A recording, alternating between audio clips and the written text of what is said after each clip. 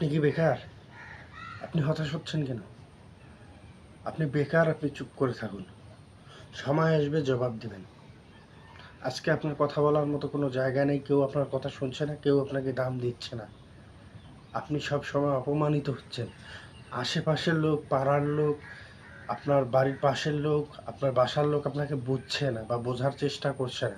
আপনি যে নতুন কিছু করার চেষ্টা করছেন তারা সেটা শুনছে না। তারা চাচ্ছে আপনি একটি চাকরি করুন, আপনার বেকারত্বটা আপনি দূর করুন, আপনি ভালো থাকুন। এটা প্রতিটি বাবা-মা, আশেপাশের মানুষ এবং সকলেই চায়। কিন্তু তারা কি কখনো বোঝার চেষ্টা করে আপনি কি করার চেষ্টা করছেন বা কি করতে চান মন থেকে? তারা কিন্তু এটা বোঝার চেষ্টা করেন না।